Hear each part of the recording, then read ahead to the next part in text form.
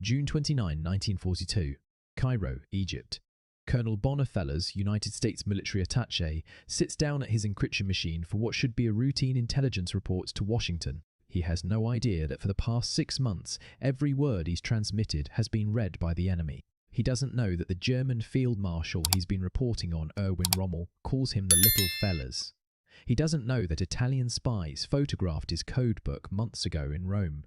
And he certainly doesn't know that British Prime Minister Winston Churchill has discovered this catastrophic security breach, but can't tell the Americans the full truth about how he knows. Today, fellas will transmit his final compromise report. Within hours, the intelligence advantage in North Africa will flip. Rommel's greatest source will go silent, and the secrets American intelligence would soon discover about the Desert Fox will force Churchill into one of the war's most delicate cover-ups. Because what they learned about Rommel wasn't just militarily sensitive, it was politically explosive. It threatened the Allied alliance, and it revealed truths that could have changed how the world remembered Germany's most famous general. This is the story of what American intelligence discovered about Rommel that Winston Churchill tried to keep secret. A story of stolen codes, battlefield chivalry, and a conspiracy that went all the way to the top. September 1941. Rome, Italy. 3 months before Pearl Harbor, America entered World War II. An Italian embassy worker named Loris Gerardi makes a decision that will cost thousands of Allied lives. He steals a set of keys from the American embassy where he works and passes them to Italy's Servizio Informazioni Militari, the Italian military intelligence service. General Cesare May, who heads the organization, will later recall the operation with casual arrogance. "All I had to do," he says, "was reach for the American embassy key from my office wall." Under the cover of darkness, Italian agents enter the embassy. They move quickly through the building until they find what they're looking for, the Black Code, officially designated Military Intelligence Code Number 11. This is the cipher system American diplomats and military attachés use worldwide to transmit classified information back to Washington. For 2 hours, Italian photographers work methodically, capturing every page. Then they replace the codebook exactly as they found it. The Americans never know what happened. Italy now possesses something priceless, the ability to read American secret communications across Europe, North Africa, and the Middle East. They share this capability with their German allies, and one German commander in particular is about to put it to devastating use. Field Marshal Rommel arrived in North Africa in February 1941. He's 50 years old, a tank warfare expert, and already a legend in the German military. His mission is to support failing Italian forces in Libya and prevent British forces from pushing Axis troops out of North Africa entirely. Nobody expects much. Hitler sends him with just 2 divisions, a fraction of the forces fighting in other theatres. British commanders expect to handle the situation quickly. They have no idea what's coming. Rommel is unlike any opponent they've faced. He leads from the front, personally reconnoitring enemy positions. He moves faster than anyone thinks possible, launching attacks when conventional wisdom says his supply lines can't support them. He outmaneuvers larger forces through audacity and speed. Within weeks, he drives the British back hundreds of miles. His unconventional tactics earn him a nickname that will last 80 years, the Desert Fox. But there's something else driving Rommel's success. Something British commanders can't quite understand. He seems to know their plans before they execute them. His forces appear in the right place at the right time, his supply convoys avoid British patrols, his aircraft finds British ships with uncanny accuracy. It's as if he can read British minds. He's reading their mail. October 1940. Colonel Bonnefellers arrives in Cairo as the new United States military attaché to Egypt. He's a West Point graduate, an experienced officer, and exactly the kind of observer British commanders want embedded with their forces. Britain desperately needs American support. The Battle of Britain is raging. British forces in North Africa are fighting Italian armies. If Fellers can report British successes back to Washington, it might help convince isolationist America to enter the war.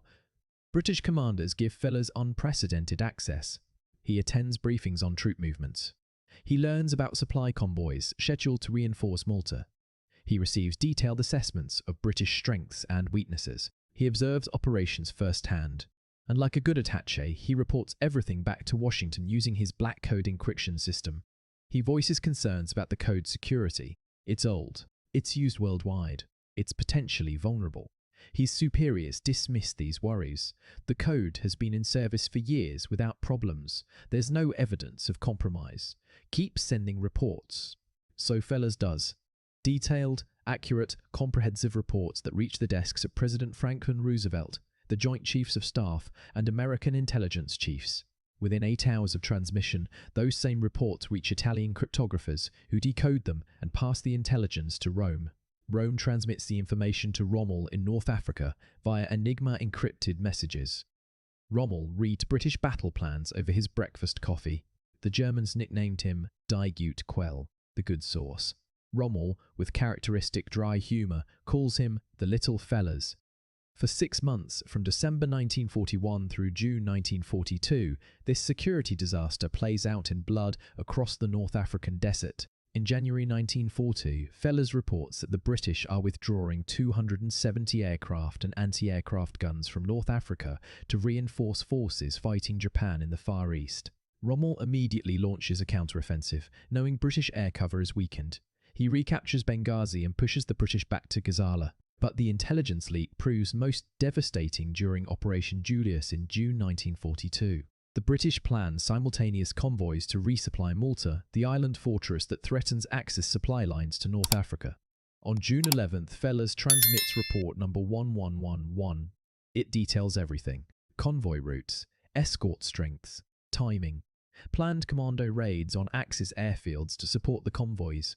Every single detail Rommel needs to destroy the operation. Berlin and Rome move to counter every element. The commandos parachuting to raid Axis airfields find garrisons on alert waiting for them. No aircraft are destroyed.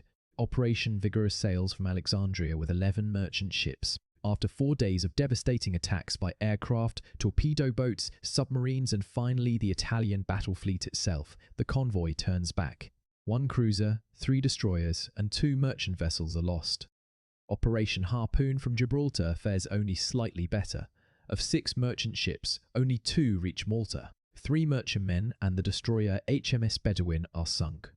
While these convoys are being mauled at sea, Rommel launches his Gazala offensive on May 26. Historians will call it the greatest victory of his career. By June 21, Tobruk falls. 32,000 Commonwealth troops are captured, the largest British surrender after Singapore. Rommel is promoted to Field Marshal. At 51, he's the youngest in the German army. He pushes deep into Egypt, threatening the Suez Canal, threatening British control of the Middle East, threatening everything. And every step is guided by intelligence from a good source. But British intelligence officers at Bletchley Park, the secret facility where Britain breaks German Enigma codes, notice something troubling. They're reading German communications. They see references to a source in Egypt. They see Axis forces responding to British moves with impossible speed. When a convoy leaves port, Axis submarines and aircraft appear within hours. When British air patrols sortie from an airfield, German fighters are waiting. The source in Egypt has access to information no ordinary spy could obtain. This is high-level, detailed operational intelligence. In June 1942, British codebreakers confirmed their worst suspicions. Someone is leaking comprehensive intelligence to the Axis. They trace patterns in German communications and realize the leak is coming from American transmissions. The black code is compromised. Here's where things get delicate. Britain can't simply tell America, your codes are broken. That would require explaining how Britain knows. And explaining that means revealing Britain's greatest secret, that Bletchley Park is reading German Enigma communications. The ultra-secret, as it's known, is so sensitive that Churchill has standing orders to protect it at any cost. Commanders are ordered to sacrifice battles rather than reveal that Britain has broken German codes. Cities are bombed without evacuation warnings because warning civilians might tip Germany off that Britain knows attacks are coming. Churchill faces an impossible choice. Let the intelligence leak continue and watch Allied soldiers die, or tell America the truth and risk exposing Ultra. He chooses a middle path. In June 1942, Britain informs Washington that the Cairo Code is compromised. They don't explain how they know. They don't reveal the extent of the damage. They urge immediate replacement of the cipher system. On June 29, 1942, Fellers switches to a new encryption system. The good source goes silent.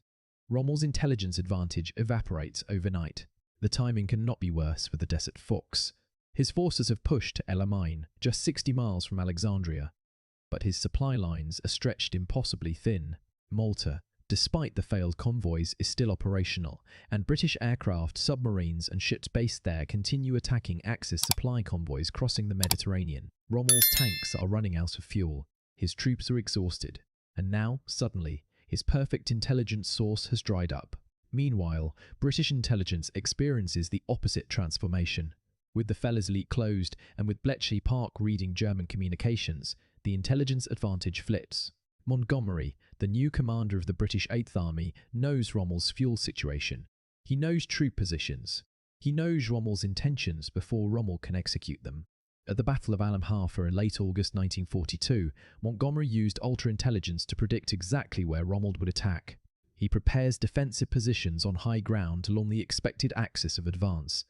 When Rommel's panzers attack, they run straight into a carefully prepared killing ground. Low on fuel, unable to maneuver, they're forced to withdraw.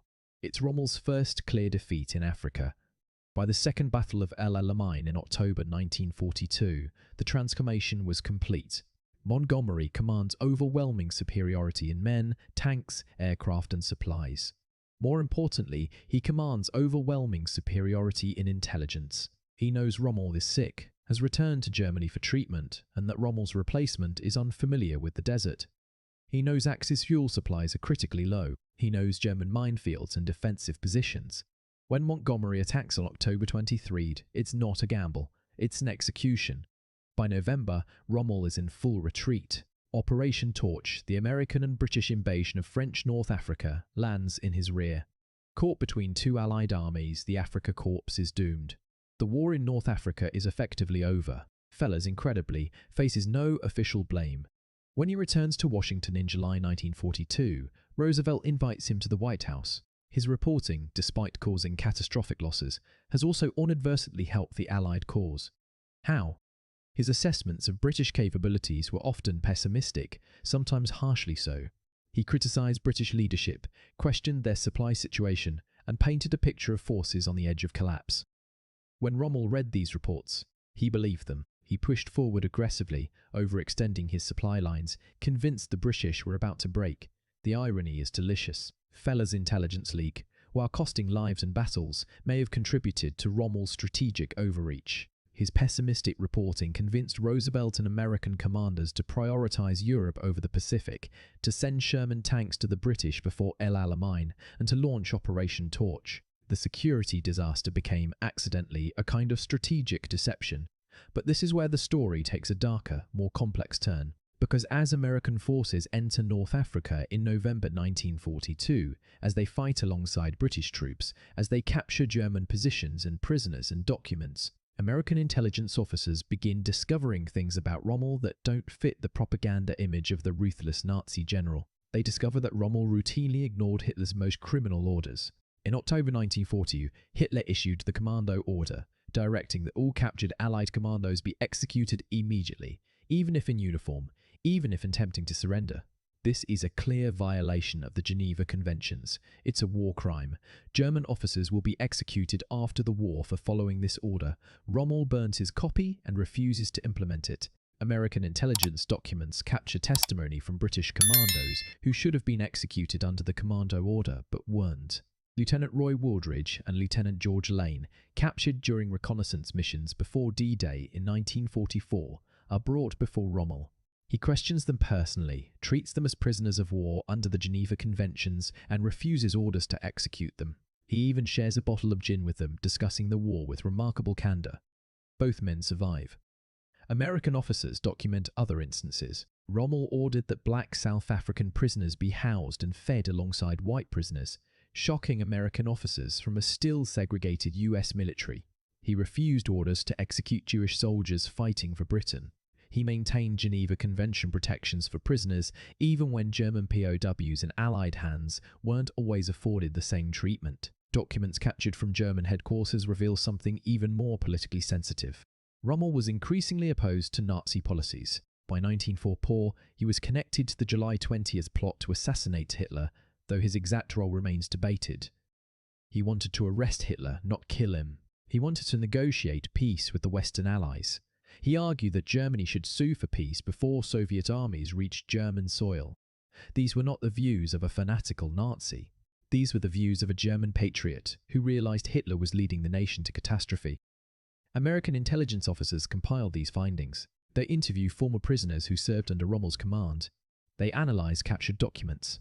They build a picture of a complex man, a brilliant general, a loyal German but not a Nazi ideologue, someone who fought for his country but maintained ethical lines that Hitler wanted him to cross. And Churchill faces a problem. These findings are becoming known in Allied intelligence circles. American officers are talking. If this information becomes public, it threatens the entire narrative of the war. The Allies are fighting to destroy Nazism, to punish German war crimes, and to hold an entire nation accountable for atrocities. If the public learns that one of Germany's most famous generals actually opposed Hitler, refused criminal orders and treated prisoners humanely, it complicates everything. It threatens the Morgenthau Plan, which aims to deindustrialize Germany after the war. It threatens war crimes prosecutions if defense lawyers can point to German officers who refused illegal orders. It threatens the simple, necessary narrative that the war is a clear fight between good and evil, democracy and fascism, civilization and barbarism. Nuance is dangerous. The public needs villains, not complicated figures who defy easy categorization. So Churchill, working with British intelligence and American cooperation, begins a careful campaign to manage the Rommel information. They don't suppress it entirely. That would be impossible. Too many people know. But they control its distribution. They emphasize Rommel's role as a German commander, his victories that cost Allied lives, and his service to Hitler's regime. They downplay his refusals of criminal orders, his humane treatment of prisoners, and his growing disillusionment with Nazism. When Rommel dies in October 1944, forced to commit suicide after being implicated in the July 20th plot, the Allies face another decision. They know he was given a choice: suicide with honour and a state funeral, protection for his family, or court-martial for treason with execution, disgrace, and potential harm to his wife and son. They know Hitler's regime murdered him for disloyalty. Do they reveal this? Do they explain that Rommel died opposing Hitler? They choose silence. The official story is that Rommel died of wounds suffered in an air attack on his staff car in July. The state funeral is reported. The German propaganda about the hero's death is allowed to stand. Only after the war, when Rommel's widow Lucy and son Manfred tell the full story, does the truth emerge. Why the cover-up? Several reasons, all politically motivated. First, revealing Rommel's opposition to Hitler undermines the collective guilt narrative. If German generals were secretly opposing Hitler, were they all guilty? Should they all be punished? Second, it threatens intelligence sources. Explaining how the Allies knew about Rommel's involvement in the plot means revealing that they were reading German communications, and Ultra remains classified for decades. Third, it complicates post-war policy. The Allies want total German surrender, total occupation, total re-education. Acknowledging that some Germans resisted from within suggests that maybe, just maybe, there were good Germans and bad Germans, not just bad Germany. There's another, more cynical reason. Rommel's reputation serves Allied purposes. British and American commanders who fought Rommel in North Africa face questions after the war. Why did you lose so many battles? Why did it take so long to defeat him? Why were casualties so high? The answer, because he was brilliant, sounds better than because our intelligence was compromised. Making Rommel a legendary figure, emphasizing his tactical genius, elevates the victories against him. Montgomery's reputation depends in part on having defeated the great Rommel. Patton never got the chance, but he claimed he would have. Making Rommel a worthy adversary makes Allied victories more impressive. The classified documents from this period, many not fully released until the 1970s, when the ultra-secret finally became public, reveal the extent of the information management. Churchill personally reviewed intelligence assessments about Rommel.